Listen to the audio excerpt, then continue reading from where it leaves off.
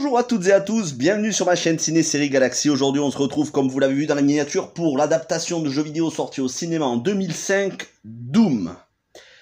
Alors tout de suite je vous le dis, ne vous attendez pas à ce que je parle en mal du film. Je sais que le film s'est fait exploser dans les critiques, surtout par les fans, y compris par certains membres de la production du film, le scénariste lui-même qui a présenté ses excuses parce que le scénario n'était pas fidèle au jeu, Dwayne Johnson qui a dit que le film n'était pas une bonne adaptation, mais ne vous attendez pas à ce que j'en parle en mal.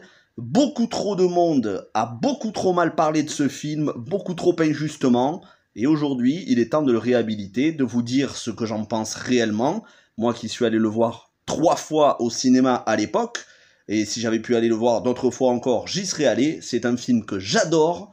Pour moi, c'est une bonne adaptation de jeux vidéo, contrairement à ce que j'ai pu lire, et qui, à chaque fois, étaient des arguments de mauvaise foi, je l'estime.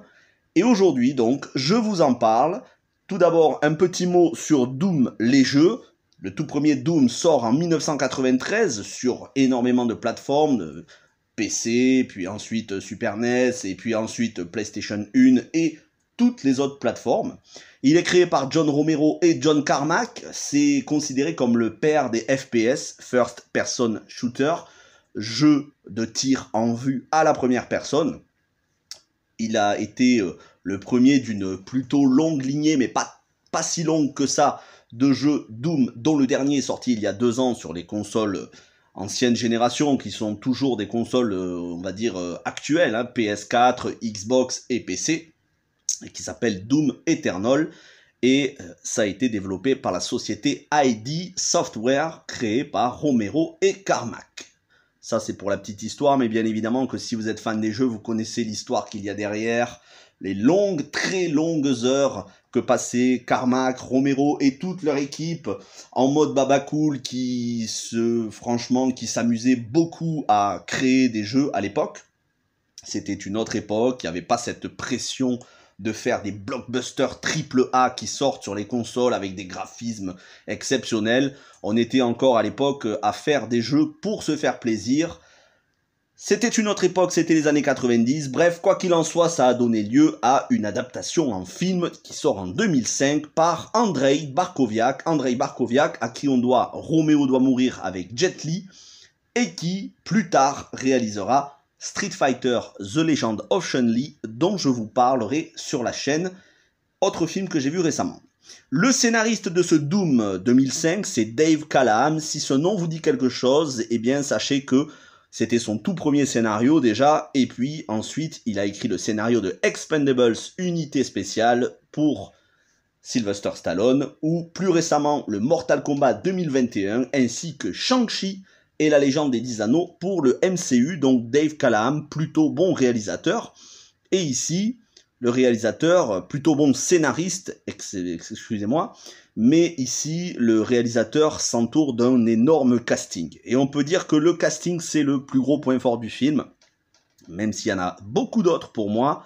Le casting, on commence par Dwayne The Rock Johnson, du temps où il n'était pas encore Dwayne Johnson, mais The Rock au scénario des films, qui était plus connu pour sa carrière dans le catch que sa carrière cinématographique. Aujourd'hui, c'est un des acteurs majeurs, peut-être le plus gros acteur de Hollywood en termes de bankable, qui rapporte le plus d'argent, peut-être un jour le prochain président des États-Unis, sait-on jamais. Dwayne Johnson qui fait ici Sarge, le commandant de John Grimm alias Reaper, joué par Karl Urban, fraîchement débarqué de la trilogie du Seigneur des Anneaux. Karl Urban, dont sa sœur fait une scientifique, elle est jouée par Rosamund Pike, qui ensuite, quelques années après, on la verra dans Gone Girl, puis récemment dans la série de Heroic Fantasy de Amazon, La Roue du Temps. Rosamund Pike, que l'on avait découvert au casting de Meurt un autre jour, le dernier James Bond avec Pierce Brosnan. Autre pointure, Dobia Oparei qui joue dans le film, Dobia Oparei qu'on a ensuite vu dans Game of Thrones. Il est massif, il est musclé, il est viril, comme quasiment tous les acteurs du film. C'est peut-être ce qui ressort le plus du film, que ce soit de Ben Daniels, Richard Brake ou encore Raz Adotti. Ce sont tous des acteurs qui, pour le film, ont pris de la masse musculaire. Ben Daniels qui fait le personnage de Goat, un psychopathe adepte d'une vision assez, on va dire, psychotique, assez illuminé de la religion, qui se scarifie des croix. Ben Daniels, on a pu le voir donc récemment dans Jupiter's Legacy, la série adaptée des comics de Mark Millar, qui est sortie sur Netflix, malheureusement annulée au bout d'une saison. Mais surtout, c'est l'occasion dans ce film de voir Richard Brake. Et Richard Brake, si vous ne savez pas qui c'est, outre le fait qu'on l'a vu récemment dans le casting de la saison 2 de The Mandalorian dans un épisode, c'est surtout le roi de la nuit dans les 4 premières saisons de Game of Thrones. Et oui, il y a eu 2 interprètes pour le roi de la nuit dans Game of Thrones. Et il faisait le premier interprète durant les 4 premières saisons. Donc je vous encourage vraiment à regarder le visage de Richard Brake. C'est un acteur très charismatique qui fait ici le rôle de Portman, le rôle que je préfère de tout le film. Le rôle qui fait que je regarde le film à chaque fois avec un plaisir renouvelé. Il fait une espèce de petit bâtard vicieux. Oui, ouais, on pourrait dire un petit bâtard vicieux. C'est pas exagéré de le dire. Un mec crado qui est totalement tordu, limite un psychopathe sur les bords, avec des envies un petit peu de viol. Bon, on voit rien, hein, y a pas de viol, vous inquiétez pas, mais c'est un mec qui est quand même assez très malsain sur les bords, mais surtout qui a un humour noir, qui a un humour que j'aime énormément.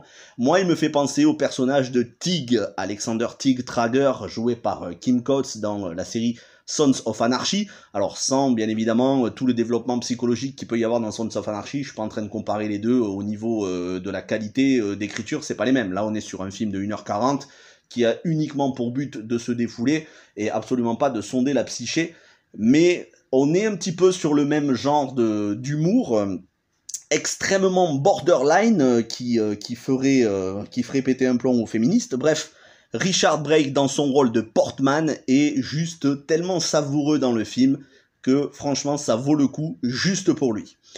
Et donc pour compléter, on a Raz Adotti que l'on a vu ensuite dans 2 Resident Evil Apocalypse qui a joué dans l'année d'avant en 2004 et surtout Resident Evil Rétribution qui sortira quelques années après. Et enfin, et là ça reste quand même assez intéressant pour le souligner, Dexter Fletcher qui compose ce scénario, enfin ce casting plutôt. Et donc vous vous dites, Dexter Fletcher, ce nom me dit quelque chose. Eh bien sachez que ça n'est pas juste un acteur, c'est aussi un réalisateur. Et quel réalisateur? Eddie the Eagle avec Hugh Jackman et Taron Egerton. Bohemian Rhapsody, lorsque Bryan Singer a abandonné la réalisation en plein milieu du film, c'est lui qui a repris le film et c'est lui qui est crédité. Et Rocketman, avec toujours Taron Egerton, le biopic de Elton John. Dexter Fletcher est un excellent réalisateur et ici il fait le rôle de Pinky, l'handicapé qui va se transformer en alien à la fin du film. Très intéressant, enfin très hilarant plutôt. C'est un film qui fait beaucoup rire, mais je ne le qualifierai absolument pas de nanar, je vais y revenir. Parlons du synopsis, c'est une critique 100% spoilers, le synopsis avec les différences et les points communs. Alors le synopsis, je vous le dis, c'est des Marines de l'UAC.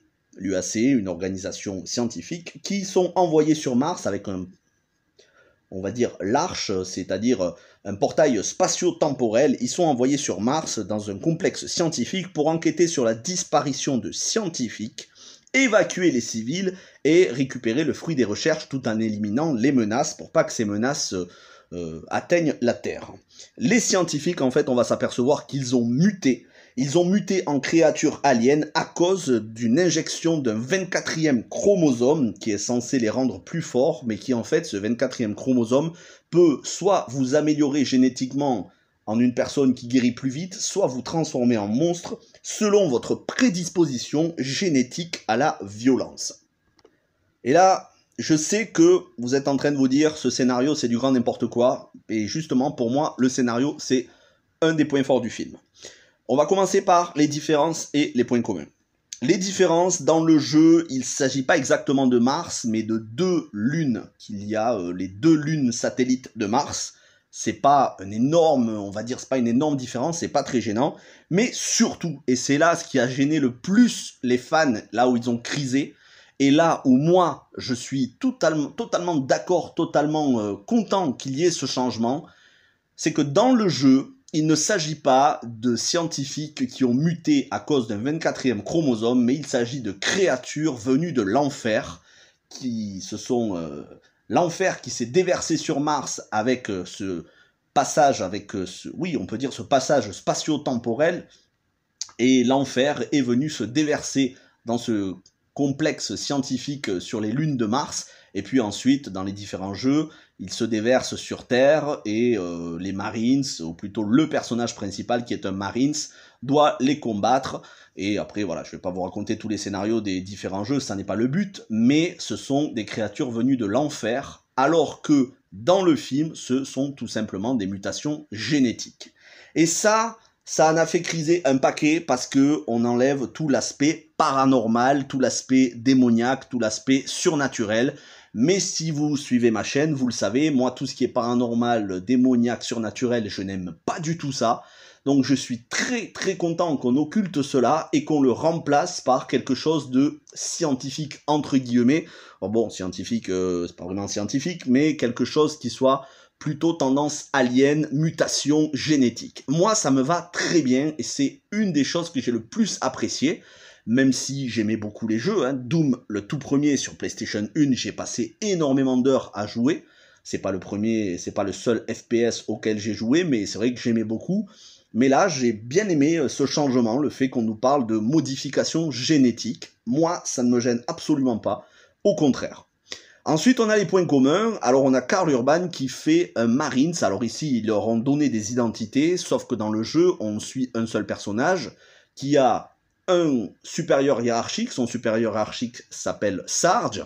Sarge, c'est le nom du personnage de Dwayne Johnson, le supérieur hiérarchique de Karl Urban, donc on voit qu'ils ont voulu faire un petit clin d'œil, mais surtout Karl Urban interprète le Doom Guy, le Marines que l'on suit tout au long des jeux, même si dans les jeux on ne voit pas sa tête, puisque c'est du FPS, First Person Shooter, c'est-à-dire qu'on est à la place du personnage. Mars dans le film, des lunes de Mars dans les jeux, on peut dire que c'est un point commun.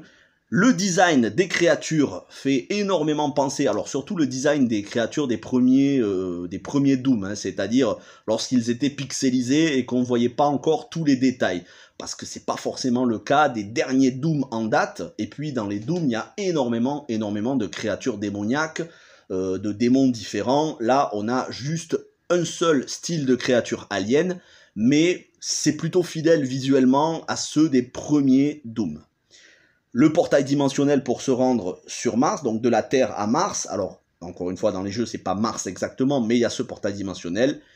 Le BFG, le Bioforce Gun, renommé par le personnage de Dwayne Johnson comme le Big Fucking Gun. Et enfin, et c'est aussi l'autre point fort du film pour lequel les gens se rappellent de Doom aujourd'hui, c'est la séquence en vue FPS dans les 20 dernières minutes du film, qui dure 5 minutes, qui est assez longue et qui est pour moi assez jouissive, je dois le dire.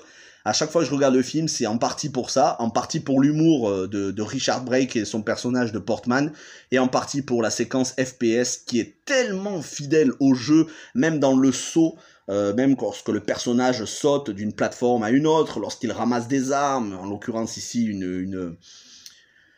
une tronçonneuse. Bref, c'est très très fidèle visuellement et c'est plus qu'un clin d'œil pour moi. Ce passage précis, c'est exactement l'âme de Doom. Pour moi, l'âme de Doom, et encore une fois, tout le monde ne sera pas d'accord avec moi, l'âme de Doom, c'est pas les créatures démoniaques, l'âme de Doom, c'est on dézingue en vue FPS dans des couloirs étroits, on ramasse des armes et on dégomme de la créature alien, démoniaque, ce que vous voulez. Et ce passage en FPS, il est excellent. Alors certains lui ont reproché en disant « Ouais, mais c'était pas la peine de le faire, on avait déjà les jeux. À quoi ça sert de faire ça, puisque si on veut faire une séquence en FPS, on a les jeux et en plus on peut diriger le personnage. » Ben moi je trouve que c'est une très bonne idée de mise en scène. C'est ce qui fait que, justement, la réalisation est bonne. On reste pas sur quelque chose de plan-plan, de classique, certes efficace, mais on a l'idée de faire une séquence comme ça, et il y a peu de séquences à l'époque, lorsque le film sort, il y a peu de séquences comme ça dans les films. Aujourd'hui, depuis, on en a eu. On a même eu un film entier qui s'appelle Hardcore Henry, pendant 1h30 en FPS. Alors là, pour le coup, ça faisait plutôt mal à la tête, parce que ce qui est faisable pendant 5 minutes, c'est pas forcément faisable en 1h30 de film.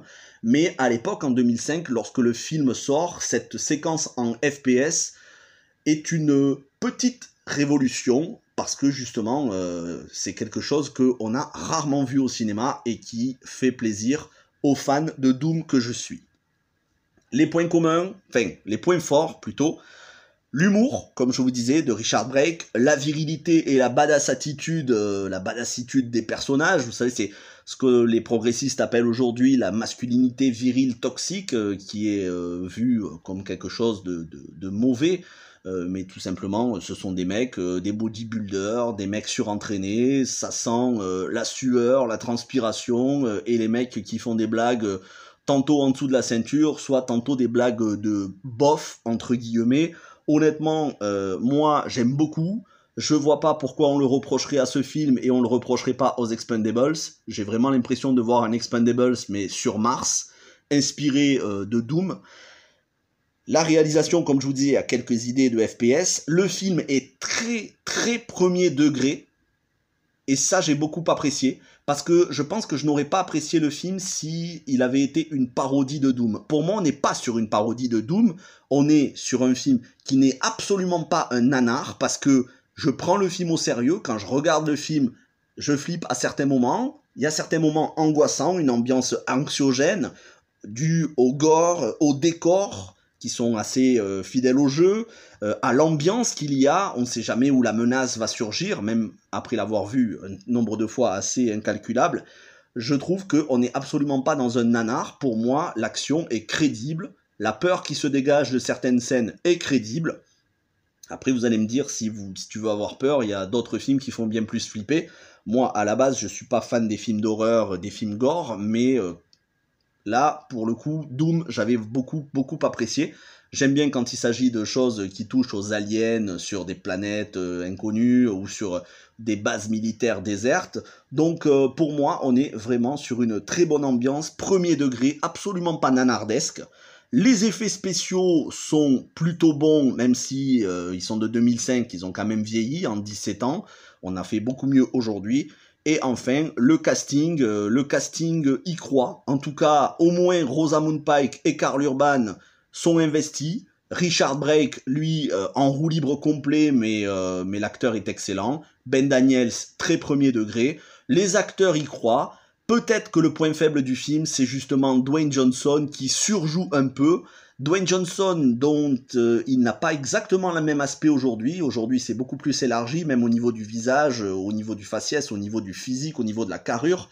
Là, on est sur un Dwayne Johnson plutôt jeune, hein, il a 17 ans de moins.